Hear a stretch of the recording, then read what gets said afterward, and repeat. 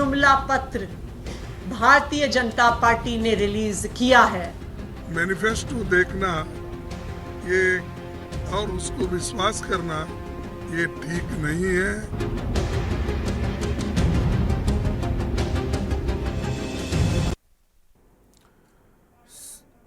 2024 का महासबर आप देख रहे हैं और मैं हूं आपके साथ विशाल पंडित। आज बहुत ही कुछ देशवासियों ने सुनने को मिला, जहां एक और कहा गया कि अगले 5 साल तक मुफ्त राशन, पानी, गैस कनेक्शन दिया जाएगा और बिजली का बिल, जो बहुत खबरें आप सुनते हैं कि इतना बिल आ गया, उसको शून्य करने की भी बात अपने मैनिफेस्टो में, अपने संकल्प पत्र में की भारतीय जनता पार्टी ने। वहीं आज से लगभग 8 से 9 दिन पहले कांग्रेस ने अपना न्याय पत्र जारी किया था। उसकी कुछ खास बातें थी। 1 लाख रुपए आर्थिक मदद महिलाओं को देगी, 50% महिलाओं को आरक्षण देगी और सबसे बड़ी बात कि किसानों की जो बात कहीं नहीं है, 400 रुपये प्रतिदिन दिए जाएंगे, उनकी मेहनत मजदूरी का, और खाने की भी आज़ादी होगी। ऐसा उनके मैनिफेस्टो में, न्याय पत्र में लिखा हुआ है। और इसी पे आज चर्चा करेंगे, संकल्प पत्र या विजय पत्र।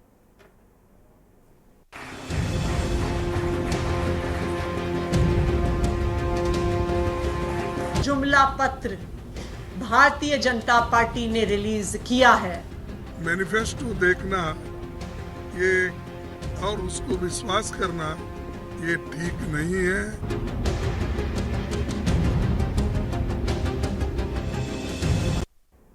सबसे पहले तो जब मैनिफेस्टो आज सुबह लगभग 9:35 पर जारी हुआ, 2024 के लिए भारतीय जनता पार्टी की तरफ से इसका बिगुल माना गया, बिगुल फूंक दिया अब उन्होंने।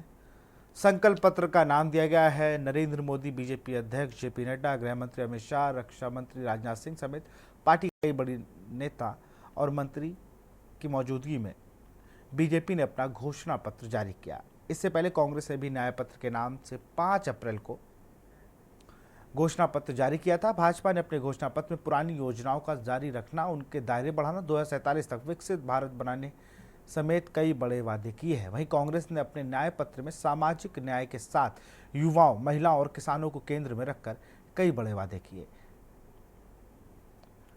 सामान्य बातें भी हैं लगभग, लेकिन उससे पहले जब मैनिफेस्टो जारी हुआ भारतीय जनता पार्टी का, नरेंद्र मोदी, जेपी नड्डा, अमित शाह और राजनाथ सिंह की मौजूदगी में, उसके बाद सियासी बयानबाजी या मैनिफेस्टो को लेकर कमेंट क्या थे वो सुन लेते हैं एक बार।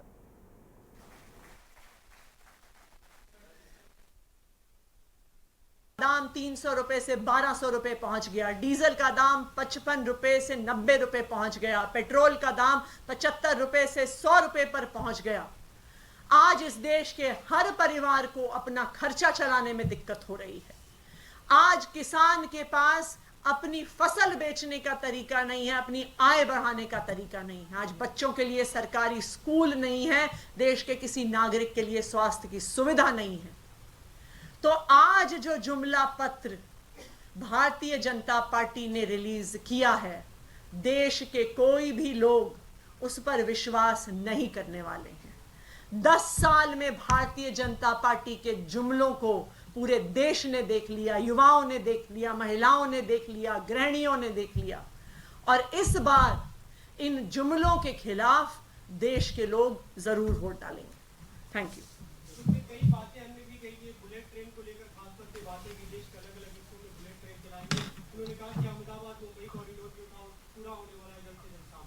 भारतीय जनता पार्टी का जो घोषणा पत्र है वो चुनाव के बाद तीसरी सरकार मोदी जी की उसको इम्प्लीमेंट करेगी।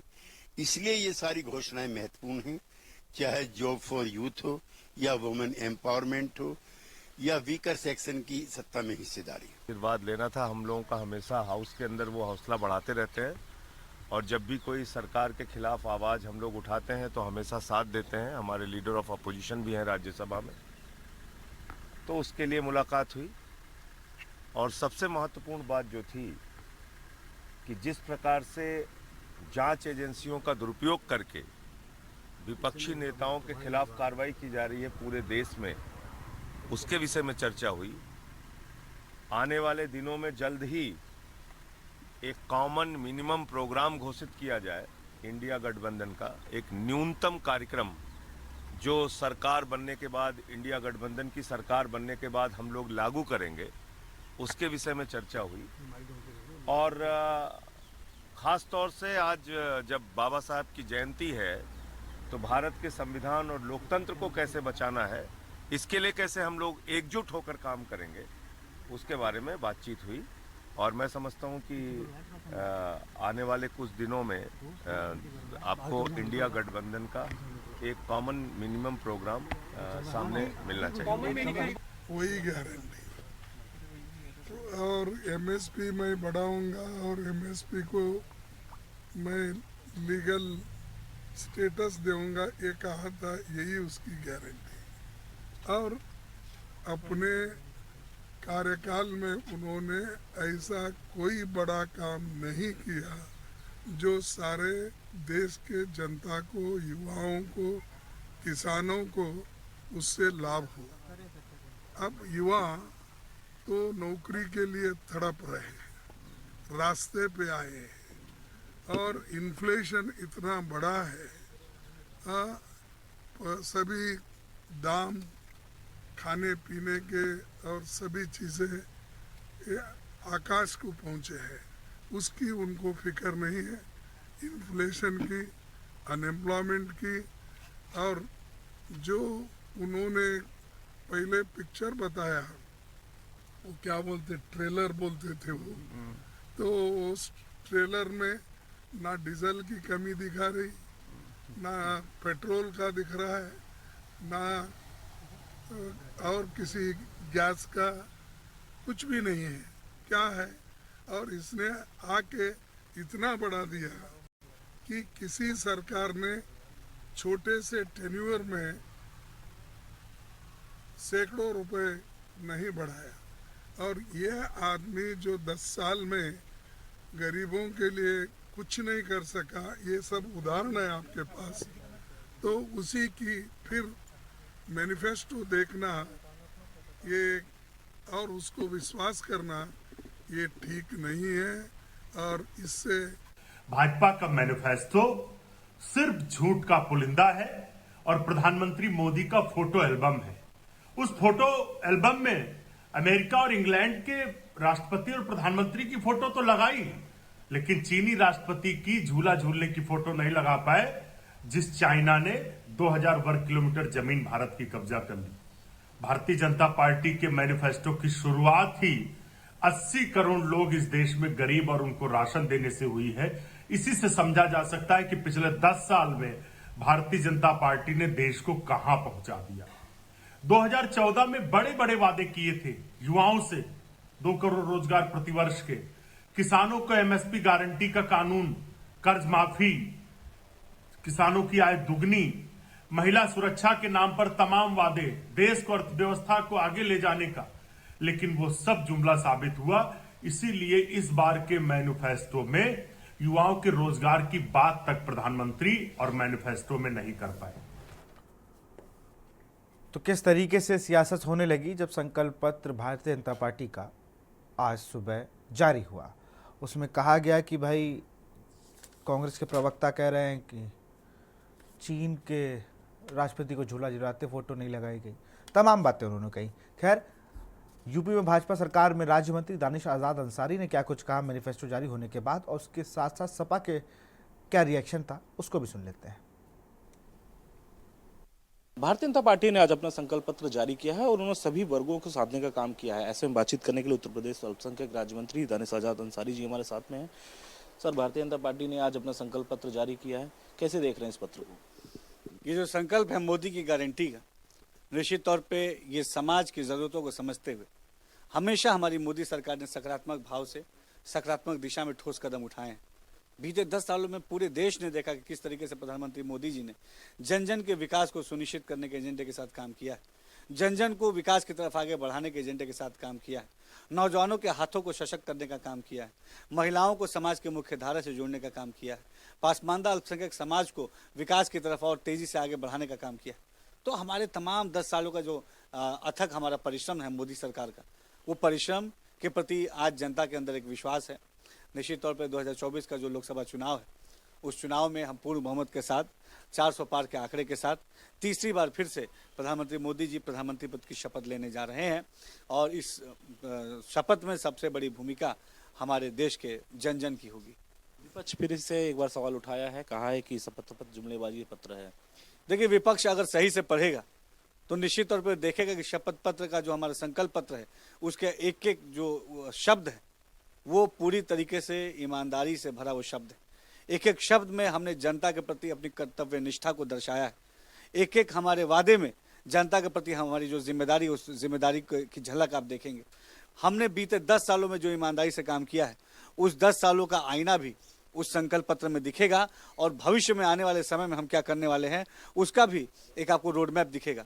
तो अतीत का जो हमारा वो है, अतीत का जो हमारा रिजल्ट है उसको भी हमने दिखाया, अतीत की जो हमारी मेहनत है उसको भी दिखाया, और भविष्य के प्रति हमारी क्या योजना है इसको भी हमने दर्शाया।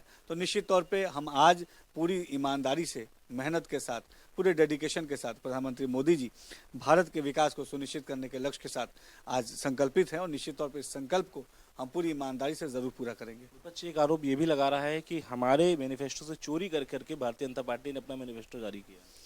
देखिए, तो अपने आप में ये विपक्ष जो बातें कह रहा है, उस समाज सिवाय हंसने के इस बातों का और कोई जवाब नहीं दे सकता।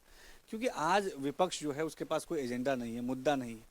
मुद्दा विहीन जो विपक्ष है, एजेंडा विहीन विपक्ष हमेशा बेबुनियाद बात करके समाज का ध्यान भटकाना चाहता है। लेकिन समाज जानता है कि हमारी मोदी सरकार ईमानदारी से समाज के विकास को सुनिश्चित करने के लक्ष्य के साथ काम कर रही है। ये से हमारे साथ में अल्पसंख्यक राज्य मंत्री दानिशा अंसारी, जिनका साफ तौर पे कहना है कि विपक्ष का एक अपना जो गुमराह करने की जो एक आदत है वो लगातार पहले जारी है और उसी कड़ी में वो काम भी कर रहा है। कैमरामैन आदित्य तिवारी के साथ मैं संदीप मिश्रा, के न्यूज़, लखनऊ। हमारे साथ समाजवादी पार्टी का अंबिका चौधरी जी हैं। सर, आज भारतीय जनता पार्टी का संकल्प पत्र आया है, कैसे देख रहे हैं संकल्प पत्र? मैंने अभी देखा नहीं है, इसलिए कोई टिप्पणी नहीं कर पाऊंगा। वैसे बहुत सी चीजें दिए हैं उसमें, और कांग्रेस जो है वो कह रही है कि ये जो मैनिफेस्टो है वो चोरी करके बनाया गया है। मैंने देखा नहीं, इसलिए इस पर टिप्पणी नहीं कर पाऊंगा। वैसे क्या तैयारियां चल रही सर इस बार लोकसभा चुनाव की? 80 सीटें जीतने की तैयारी है, सभी जीतेंगे। बहुत सी जगह सर उम्मीदवार अभी तक नहीं उतरे हैं, उनको ये नेतृत्व का काम है, अच्छा उम्मीदवार सब जगह मिलेगा। ये थे हमारे साथ में अंबिका चौधरी जी, इनका साफ तौर पे कहना है कि जिस तरीके से जो मैनिफेस्टो जारी हुआ है उस पर अभी तक ध्यान नहीं दिया गया है, लेकिन निश्चित तौर पे जो मैनिफेस्टो जारी किया गया है उसमें भी कहीं ना कहीं जो दिक्कतें हैं वो देखने को मिली हैं। इसके साथ ही साथ उन्होंने ये भी कहा है कि जिस तरीके से हमारी 80 सीटों पर पूरी तैयारी है और लगातार हम उसी पे चुनाव लड़ रहे हैं। कैमरामैन आदित्य तिवारी के साथ मैं संदीप मिश्रा, के न्यूज़, लखनऊ।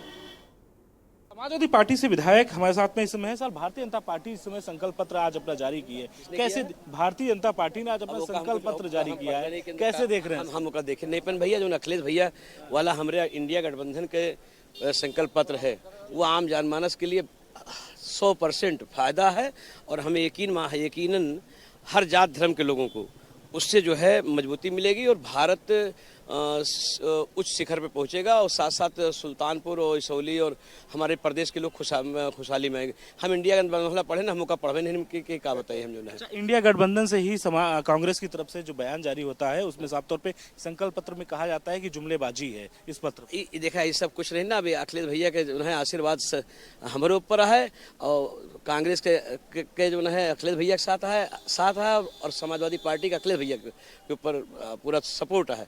अब कोनो इसी पहले कभो रहा हुए नहीं जानी, मगर अब जो है जो अखिलेश भैया कहिए या संकल्प पत्र में जो भी मामला है वो 100% बेहतर है, 100% एकदम खरा उतरेगा जी। जैसे 24 कैरेट सोना हो तो इससे जो है रहे मामला और सारी जात धर्म के लिए रही। लोकसभा चुनाव को लेकर क्या तैयारियां हैं सर? अब वो देखा रिजल्ट सामने आया यार। अभी मैं 25 तारीख का हमारे यहाँ सुल्तानपुर में है, 4 तारीख का आखिरी रिजल्ट आए जे, 4 का आखिरी रिजल्ट आए जे और दूध पानी हो जाए, वक्त इंतजार करा, जनता फैसला कर दी जो है क्या करे हम बोली। तो ये थे हमारे साथ में जिनके साथ विधायक जी, जिनका साफ तौर पे कहना है कि जिस तरीके से लगातार जो है पार्टी तैयारी कर रही है, समाजवादी पार्टी लगातार जो है अपने उम्मीदवारों को भी उतारते हुए नजर आ रही है मैदान में। कैमरा आदित्य तिवारी के साथ में संदीप मिश्रा, के न्यूज़, लखनऊ। तो सुना आपने, अखिलेश भैया जो सोचिन हुई है वही हुई है और कांग्रेस का भी सपोर्ट वो कर रहे हैं अपनी भाषा में। सुल्तानपुर से विधायक हैं तारिक खान, वो बोल रहे थे। राहुल गांधी का एक ट्वीट है, फिर अपने गेस्ट के पास चलूंगा। श्वेता दुबे नेता बीजेपी से हैं, आदेश शुक्ला वरिष्ठ पत्रकार है, जितेंद्र तिवारी कांग्रेस से प्रवक्ता, उन सबसे जुड़ेंगे। लेकिन ये राहुल गांधी ने कुछ देर पहले ये ट्वीट किया जिसमें लिखा, भाजपा ने मैनिफेस्टो और नरेंद्र मोदी के भाषण के 2 शब्द गायब हैं, महंगाई और बेरोजगारी। लोगों के जीवन से जुड़े सबसे अहम मुद्दे भाजपा चर्चा तक नहीं करना चाहती। इंडिया का प्लान बिल्कुल स्पष्ट है, 30 लाख पदों पर भर्ती, हर शिक्षित युवा को 1 लाख की पक्की नौकरी। युवा इस बार मोदी जी के झांसे में नहीं आने वाला है और अब वो कांग्रेस का हाथ मजबूत कर देश में रोजगार क्रांति लाएगा। अब हम चलते हैं अपने मेहमानों के पास, सीधा रुख करेंगे श्वेता दुबे जी का। बहुत बहुत स्वागत है आपका डिबेट में। मुद्दा आपको पता ही है, जिस तरीके से आज संकल्प पत्र जारी हुआ और सबसे बड़ी बात जो कही गई कि आपने ये संकल्प पत्र जो बनाया है ये इंडिया गठबंधन से कुछ बिंदुओं को चुरा कर बनाया है।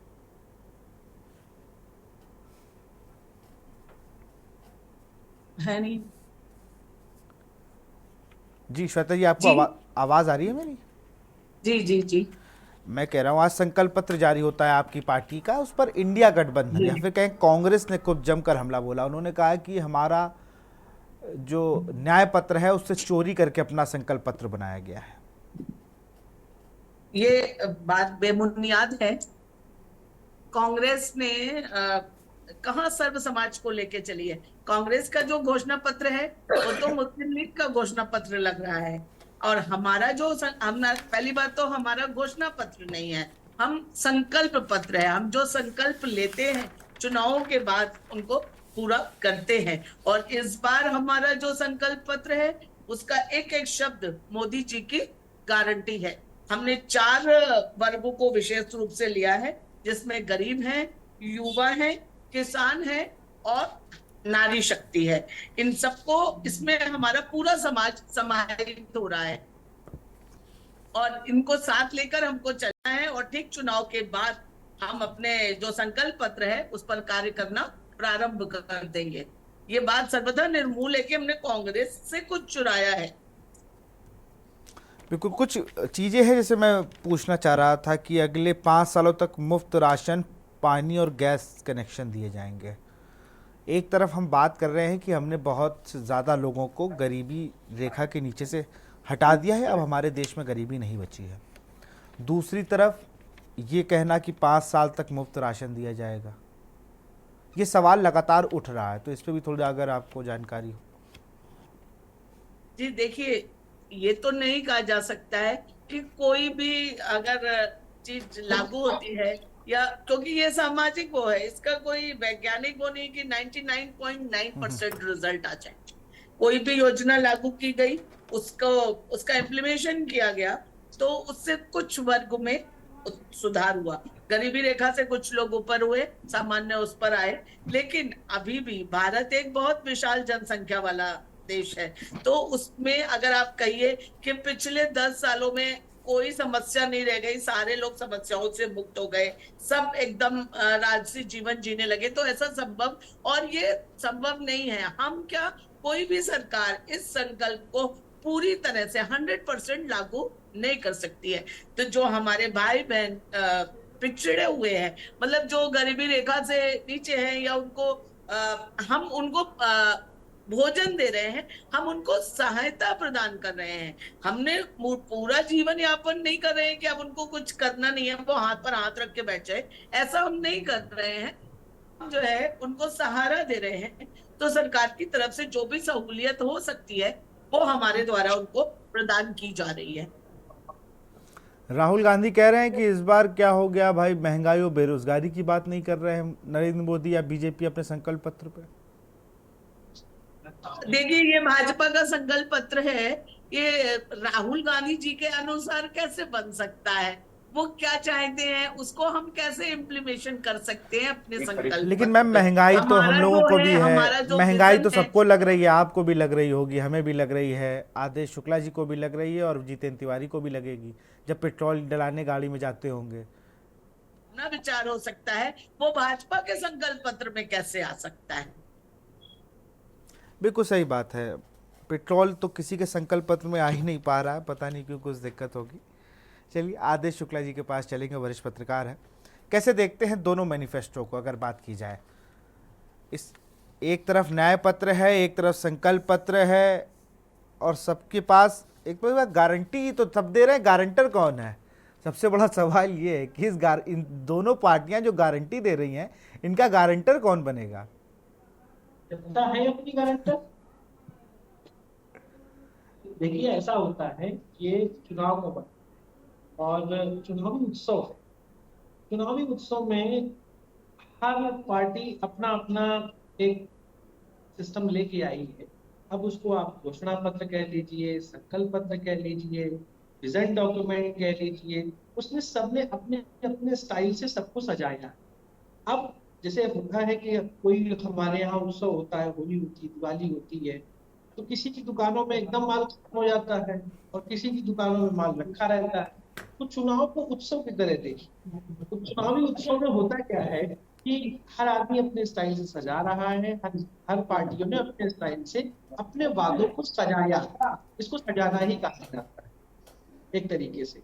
हालांकि जो आज का संकल्प पत्र आया है उसमें 2-3 अच्छी योजनाएं हैं जो सीधे कनेक्ट करेंगी। अगर उनको देखा जाए तो वो सीधे कनेक्ट कर देंगी वोटर को। वो उसमें टाइम नहीं लगेगा कि उसको वोटर को कनेक्ट करने में बहुत टाइम लग जाए। जैसे एक सबसे बड़ी उनकी योजना आई है, आज मैंने घोषणा पत्र संकल्प पत्र जो देखा उसमें 70 साल से अबव जितने भी लोग हैं, उन्होंने कहा कोई भी हो, XYZ मध्यम और क्या कहते हैं उच्च और निम्न, कोई भी हो, उसको वो आयुष्मान कार्ड देंगे। हाँ, उन्हें इस योजना में लाया जाएगा। बिल्कुल, स्वास्थ्य का मामला है। देखिए स्वास्थ्य में पैसा लगता है कहीं ना कहीं। और मेरा हालांकि मैं तो ये सोच रहा था कि इस बार का जो इन लोगों का संकल्प पत्र आएगा उसमें सभी युवा, नौजवान और बुजुर्ग XYZ किसी को भी, ये सबको जो है संख्या उसमें अपने ले लेंगे, क्या कहते हैं आयुष्मान कार्ड में। अगर ये ऐसा कर देते तो एक अच्छा हो जाता। जैसे सारी कंपनियों की पॉलिसी आती है कि आप हेल्थ इंश्योरेंस करा लीजिए, हेल्थ इंश्योरेंस ले लीजिए। बहुत से लोग नहीं करा पाते, बहुत से लोगों को लैप्स हो जाता है, बहुत से लोगों का सिस्टम नहीं बन पाता है। तो अगर ये उसको भी ले लेते तो एक अच्छा होता। एक उसके अलावा जो एक दूसरी लाइन जो मुझे समझ में आई है, वो इनकी लाइन समझ में आई है कि सब फ्री पानी, फ्री घर वगैरह वो सब तो ठीक है। और एक पेपर लीक जो जिस पर विपक्ष, जिस पर हम लोग कांग्रेस के साथ आदेश जी, इसी पेपर लीक पर मैं आऊंगा। पेपर लीक पर बड़ा कानून बन गया है, उसको आते ही पारित करेंगे, लागू करेंगे। मुझे लगता है कि जो नौजवान, जो युवा हमेशा से तैयारी कर रहा था, उसका साथ एक समस्या होती थी, पेपर देने जाता था, पेपर लीक हो जाता था। वो ऐसा नहीं है कि कई सरकारों में लीक हुआ है। वो ये बीजेपी की गवर्नमेंट हो या कांग्रेस की गवर्नमेंट हो, ये इन सभी गवर्नमेंटों को और पेपर लीक वाले मामले में मुझे लगता है कि सारी पार्टियों को एक हो जाना चाहिए। जो बात मुझे लगती है युवाओं के साथ खिलवाड़ करना चाहिए। बाकी आप ठीक है, थोड़ा बहुत अपनी राजनीति करते रहिए, कुछ भी करिए, राजनीति चलती, राजनीति में हर जायज है। लेकिन पेपर लीक वाले मामले में पेपर लीक कानून में मुझे लगता है कि इन सभी पार्टियों को सहमति होनी चाहिए। बाकी में अपना कहे मुझसे उससे कोई मतलब नहीं है। पेपर लीक एक सबसे इम्पोर्टेंट है। मुझे 2 योजनाएं मुझे ठीक लगी हैं अभी तक। इसी तरीके से अब आप समझिए कांग्रेस का जो घोषणा पत्र है उसमें भी कुछ अच्छी योजनाएं हैं। ऐसा नहीं है कि उनकी अच्छी योजनाएं नहीं है। कांग्रेस के घोषणा पत्र में जैसे नारी न्याय की बात करते हैं, MSP की बात करते हैं, और उनके में भी एक पक्की नौकरी का सिस्टम।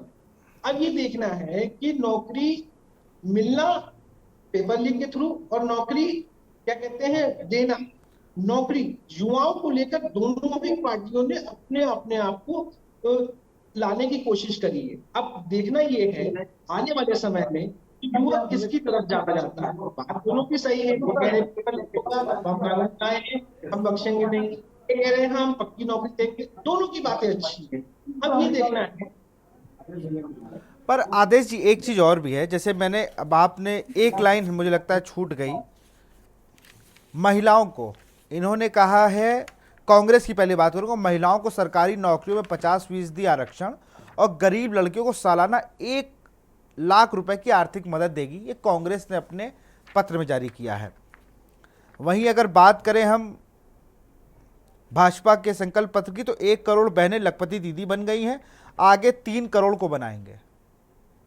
तो जो मध्य प्रदेश में लाडली बहना, लाडली लक्ष्मी योजना, ये जो योजनाएं लेके आई थी, मुझे लगता है कि उसे केंद्र तक, और दोनों पार्टियों ने महिलाओं के प्रति टारगेट किया है वोट बैंक की तरफ, क्योंकि महिलाएं इस देश में जिस तरीके से वोट देती हैं और वो ही गेम चेंजर साबित हो रही, वही नीतीश कुमार के लिए हुई। शराबबंदी में उन्हें 2020 में फायदा उसका मिलता है, लार्जेस्ट पार्टी बनकर आते हैं। और बीजेपी जो बार बार साइलेंट वोट करती थी, प्रधानमंत्री नरेंद्र मोदी भी बड़े मंचों से वो कह चुके हैं कि भाई मेरा जो साइलेंट वोट है वो मेरी बहनें हैं। देखिए, मैंने अपनी पहली बात में कहा कि कांग्रेस ने नारी शक्ति को लेकर भी, नारी न्याय को लेकर भी कई बातें कही हैं, और बीजेपी ने भी अपने संकल्प पत्र में नारियों को लेकर आगे बढ़ाने का काम किया है, तो कोई दो राय नहीं। बस देखना ये है, अब आप पिछली बार की बात समझिए। पिछली बार एक राहुल गांधी बहुत बड़ी योजना लाए थे, वो बोले थे 72,000 रुपए हम युवाओं को देंगे। वो बात अपनी जनता तक नहीं पहुंचा पाए।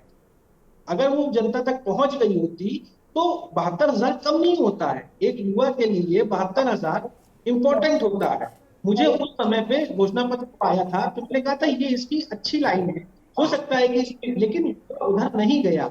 आप लोगों को साथ ये है कि जितना आप घोषणा पत्र लाए हैं, दोनों ही पार्टियों को अपना प्रचार करना चाहिए, कायदे से करना चाहिए। जिसका प्रचार अच्छा होगा, जिसकी चीजें अच्छी होंगी, उसको जनता पसंद कर लेगी और जनता ये फिर गारंटर बन जाएगी। जैसा कि आप गारंटी तो सब दे रहे हैं, जनता गारंटर बन जाएगी। दिक्कत क्या है ना कि कांग्रेस तो अपनी किसी चीज को जनता के बीच उस तरीके से नहीं ले जा पा रही जिस तरीके से भारतीय जनता पार्टी, श्वेता दुबे जी की पार्टी लेके जाती है। अगर आप मान लीजिए कि वो इनके पास भी है कि मैं 30 लाख सरकारी नौकरी दूंगा, 30 लाख सरकारी नौकरी। मैं तो दोनों का सोशल मीडिया भी देखता हूँ, दोनों भी अपने सोशल मीडिया से बराबर प्रचार कर रहे हैं। वो बात अलग है कि वो ज्यादा प्रचार कर ले जाते हैं, वो कम प्रचार कर ले जाते हैं। अच्छा, एक मजे की बात ये भी आती है, पिछले 10 सालों से मैं यही बात सुनता आ रहा हूँ कि बीजेपी की मीडिया स्ट्रांग है, सोशल मीडिया स्ट्रांग है, उनका आईटी सेल स्ट्रांग है। तो मुझे आज तक नहीं समझ में आया, जो बात नेता पिछले 10 साल से यही बात कह रहे हैं, तो वो उस बात को अपनी स्ट्रांग क्यों नहीं कर लेते। एक बार आप उसको, आपके पास 5 साल था ना, आप 5 साल पहले आप उसको स्ट्रांग कर लेते, तो आज आप ये कहने की स्थिति में नहीं होते ना कि नहीं बीजेपी की स्ट्रांग है, हमारी वीक। अरे आपके पास कैसे वीक है? आपके पास भी पढ़े लिखे लोग हैं, आपके पास भी सिस्टम वही है, इंटरनेट सबके पास वही है, फोन वही सबके पास है, सिस्टमैटिक सिस्टम वही है, ग्राफिक्स डिजाइनर सब वही है। तो आप अपनी बात पहुंचाने के लिए सीधे ये क्यों कह देते हैं कि उनकी स्ट्रांग है, हमारी थोड़ी स्लो है? अरे 10 साल हो गए, खाते सीध हो जाते हैं अपने आप। वो तो कह रहे खाते सीध हो जाते हैं, हम प्रचार नहीं कर पा रहे हैं। खाते सीध करना, प्रचार करना, देखिए वो एक अलग बात है, वो एक क्षण। बिल्कुल, श्वेता जी के पास आऊंगा मैम, आपके पास आऊंगा, लेकिन एक ब्रेक की कमांड है, फिर आके आपसे कुछ जो महिला न्याय की बात और एक लखपति जो बहनें बनाई जा रही हैं, इस योजना को भी लेकर आपसे चर्चा करें। चीज चलते हैं श्वेता दुबे के पास, भारतीय जनता पार्टी से प्रवक्ता है। मैम, 25 लाख रुपए का फ्री स्वास्थ्य बीमा बनाम 70 साल के ऊपर आयु वर्ग के हर बुजुर्ग को इस योजना में, मतलब कि आयुष्मान योजना में लाना, महिलाओं को सरकारी नौकरी में 50% आरक्षण, यहाँ तो सीधे कह दिया 1 करोड़ बहनें लखपति बन चुकी हैं, अब 3 करोड़ बहनों को बनाया जाएगा। तो एमपी में जो आपका जीत का सबसे बड़ा प्लस पॉइंट रहा वो रहा लाडली लक्ष्मी बहना योजना। उसने महिलाओं को जो कनेक्ट किया, क्या वही हम सेंट्रल में भी देख रहे हैं? लेकिन आज मुझे खराब लगा, उस 4 लोगों में सिर्फ एक महिला थी इस स्टेज पे जब मैनिफेस्टो जारी हो रहा था। उसमें मुझे उम्मीद थी कि जैसे हिस्सेदारी बढ़ा रहे हैं तो वहां पर भी 2 महिलाएं 3 महिलाएं हो सकती थी। देखिए, पिछले 10 सालों में महिलाओं को जो स्थान भाजपा ने और मोदी सरकार ने दिया है वो पूर्ववर्ती सरकारों ने नहीं दिया है। जैसे कि लखपति दीदी योजना है, हमने एक लुभावना वादा नहीं किया था कि हम आप मुझे वोट देंगे तो हम आपको इतने पैसे दे देंगे, ऐसा हमारा वादा नहीं था। हम समाज के उन वर्गों तक पहुंचे जिनको वास्तव में जरूरत थी। हमने कोई जिसे कहते नहीं है कि लालच दिखाना ऐसा नहीं किया था। और हमने अपने जो संकल्प पत्र में लखपति दीदी से मतलब ये है कि जिनके पास घर नहीं था, जिनके पास ईंधन की सुविधा नहीं थी, मतलब टोटल घर में जो महिलाओं को एक आवश्यकता होती है, मकान की, गैस की, अन्न की, नलों में जल की और शौचालय की, ये सब सुविधाएं हमने प्रदान करी। तो इसके लिए हमने जहां जैसा हुआ पैसे दिए गए, उज्ज्वला गैस के सिलेंडर बांटे गए, इस तरह करके हमने इन योजनाओं को जन जन तक पहुंचाया और इससे हमारी नारी शक्ति मजबूत हुई। और इसी के साथ जो पिछले इतने सालों से नारी वंदन बिल पड़ा हुआ था, जिसका किसी भी सरकार ने संज्ञान नहीं लिया, कांग्रेस की अध्यक्षा श्रीमती सोनिया गांधी थी, उनके सामने बिल फाड़ के फेंक दिया गया था सदन में, वो अधिनियम बना। नारी शक्ति का जो प्राचीन काल में सम्मानित स्थान भारत देश में था, उस स्थान को दिलाने के लिए पुनः मोदी सरकार प्रयत्नशील है और इसी संकल्प पत्र में इस चीज की भी पुष्टि उन्होंने की है। मैम, नारी सम्मान की बात आती है, लेकिन अभी भी हालात उस तरीके से नहीं है। 10 साल पहले जो थे वही 10 साल इन 10 साल नहीं, ऐसा नहीं है कि 10 साल पहले जो थे, मैं वो बातें नहीं करूंगा, मैं वो बात ही नहीं करूंगा। अगर अभी आप पिछले 10 साल के रिकॉर्ड उन राज्यों में देख लें या किसी के भी राज्य में देख लीजिए, सरकार किसी की भी हो, कानून व्यवस्था में हम थोड़ा डाउनफॉल पे आए हैं। मैं वो बातें नहीं करूंगा कि जंतर मंतर में पहलवान हैं, वो तो विचाराधीन मामला है कोर्ट में। लेकिन मैं उत्तर प्रदेश की मैं बात कर रहा हूँ। मैं उत्तर प्रदेश की बात करूँ तो जिस तरीके से यहाँ पर क्राइम रेट बढ़ा है, हिमाचल में बढ़ा है, उत्तराखंड में बढ़ा है, मैं तो ऑल ओवर बात कर रहा हूँ। मैं सिर्फ एक राज्य को टारगेट करके या उसके पीछे लगने से मतलब नहीं है। हाँ, कमी आई है, ये बात मानना, लेकिन उस तरीके से चीजें नहीं बदली जैसे हम लोग को सपने दिखाए गए थे। नहीं, असल में देखिए, हम लोग एक छोटे से शहर में रहते हैं और यहाँ किसी भी चीज का बड़ा स्पष्ट प्रभाव दिखता है, लेकिन मैं बीजेपी में हूँ या इसलिए बीजेपी के पक्ष में बोल रही हूँ, ऐसा नहीं है। हमारे दैनिक जीवन के कार्यकलापों में जो एक स्थिरता, एक सुरक्षा आई है, वो हम उसको प्रत्यक्ष महसूस कर रहे हैं। व्यापारी सुरक्षित हुआ है, महिला सुरक्षित हुई है, हमारे युवा सुरक्षित हुए हैं। एक राजनीतिक बात नहीं है, मैं एक महिला होने के नाते आपको बता रही हूँ, एक माँ होने के नाते आपको बता रही हूँ कि हम सुरक्षित हुए हैं। और रही बात राजनीतिक अधिकारों की, वो एक अलग चीज है। वो एक बार जैसे हम सब महिलाएं हैं तो हमको इसका लाभ मिलेगा, लेकिन जो महिलाएं एकदम निचले उससे आती हैं, उनको धीरे धीरे ये इम्पैक्ट तो बीजेपी ने बहुत अच्छा डाला है। अभी मैं जब पिछले दिनों मध्य प्रदेश के चुनाव में था आदेश जी, तो मैं वहां देख रहा था, जब मैं पूछता था कि भाई लाडली बहना योजना से आपको जो पैसा मिलता है उनका करती क्या है आप, तो उनका साफ और स्पष्ट सीधे एक ही चीज़ वो कहती थी कि अब हमें किसी से पैसा मांगने की जरूरत नहीं मिलती है।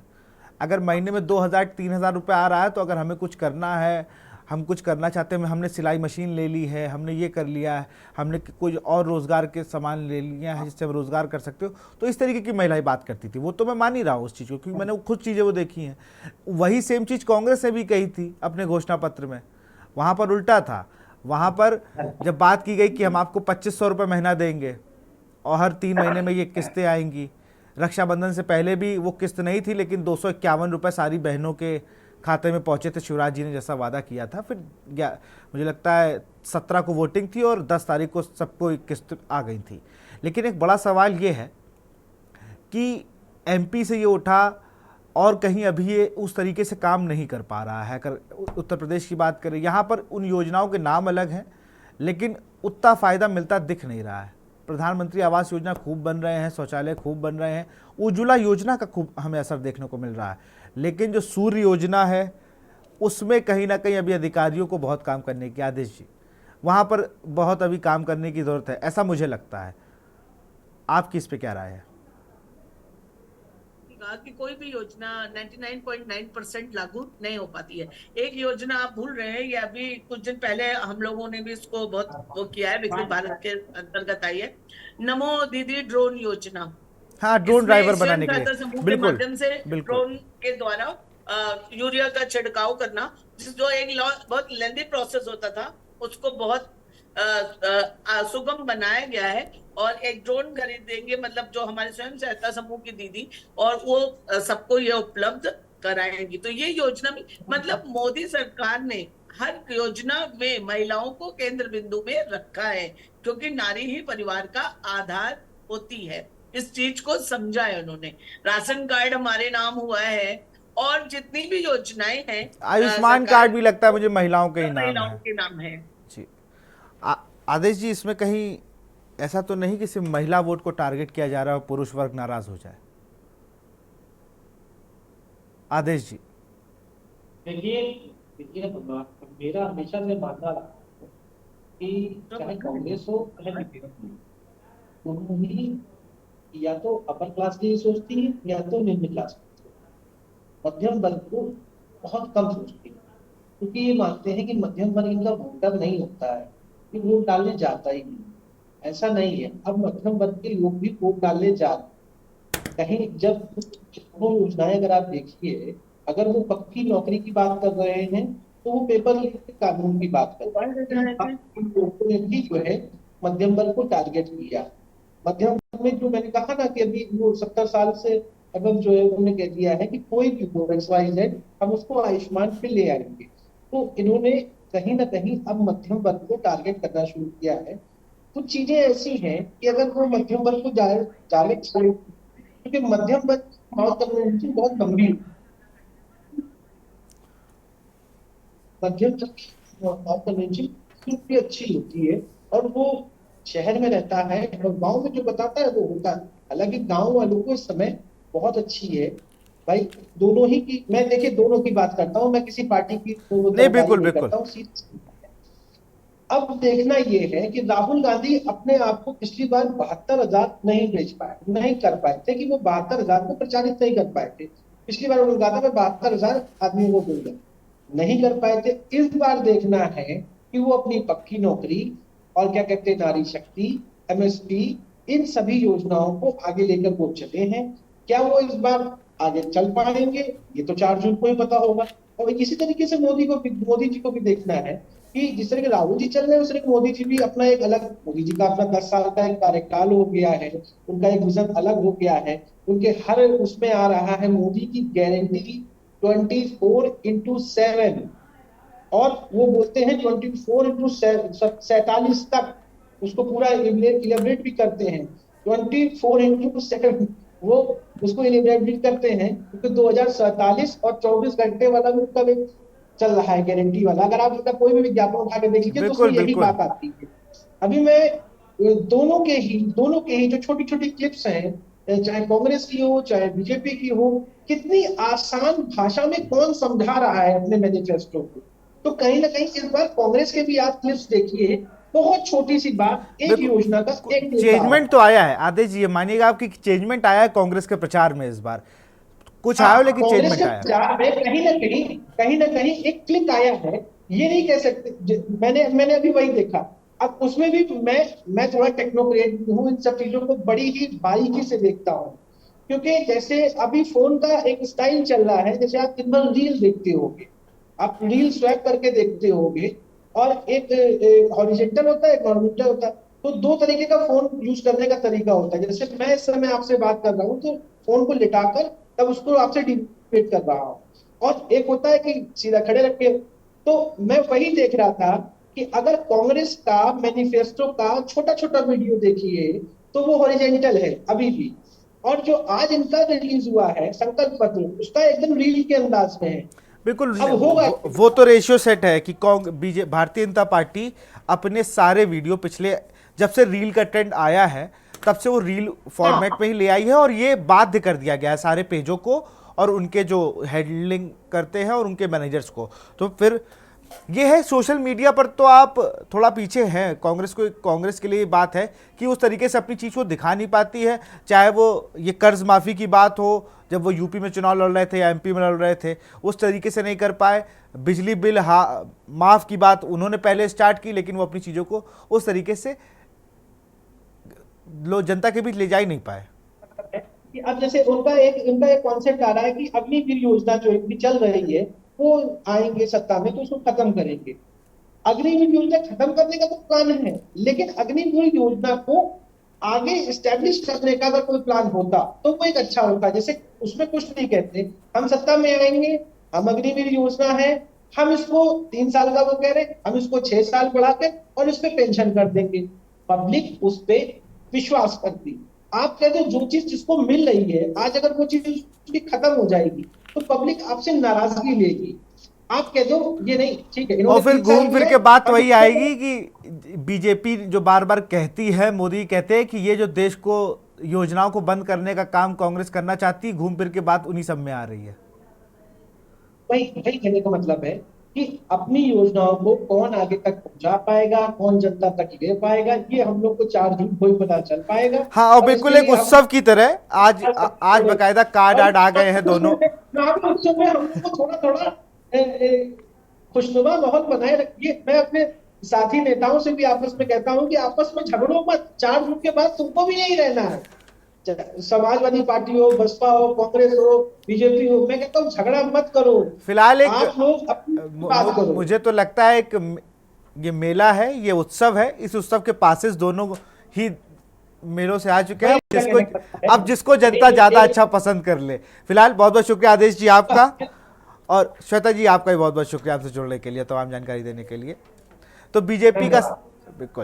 बीजेपी का संकल्प पत्र जारी हुआ और उसके बाद उसमें लगातार जो सियासी घटनाक्रम था ना, किसी ने कहा चोरी का है, किसी ने कहा कि भाई इन्होंने तो हमारे बिंदु चुरा ली, लेकिन सबका मोटिव अलग है। और अगर आपकी चीज़ आप नहीं जनता के बीच ले जा पाएंगे और जनता को पता ही नहीं होगी कि कांग्रेस की है या भाजपा की है, तो जो उसको पहले लेके जनता के बीच चला जाएगा वो चीज़ उसको मिल जाएगी।